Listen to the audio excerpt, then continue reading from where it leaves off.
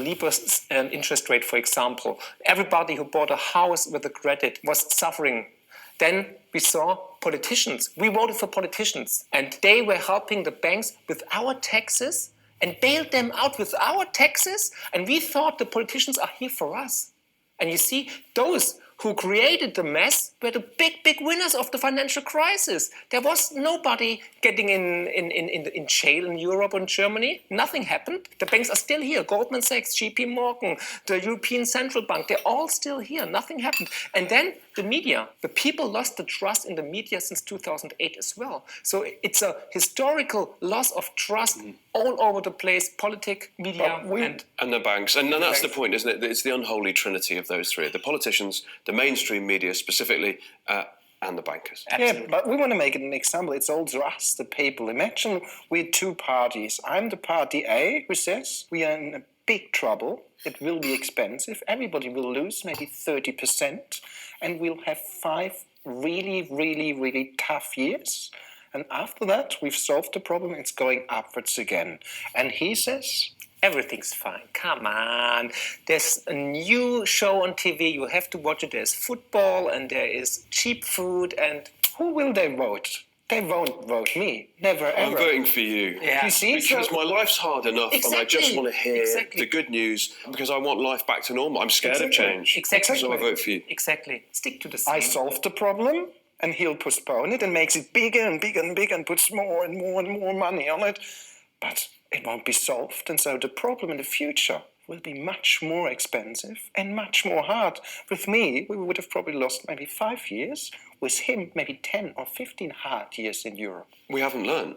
Exactly. Nothing. We can't blame solely that unholy trinity, though, because ultimately it's people... Us. Right. So we have to... What you're saying, and a lot of what comes through in your writing, is that we have to take self-responsibility. Absolutely. There won't be any change from above, from the elites, from the politicians. Change always comes from the people.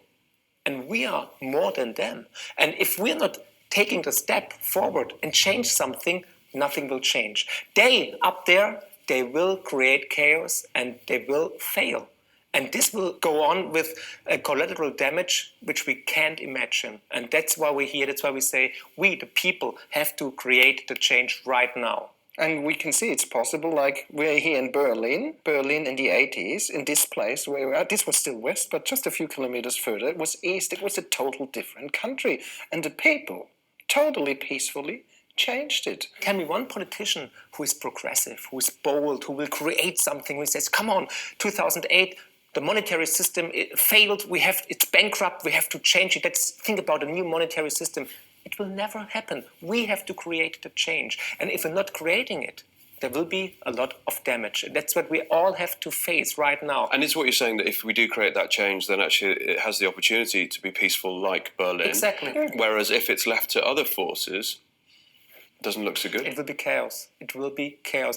And we believe the next bubble is there and the next crash will come. And we believe that we all as mankind, we will get to a new level of feeling. Because we all feel that the whole system is failing apart. We all feel it. Come on, we see it everywhere. On TV, we see it with Trump, with the Brexit. It's everywhere.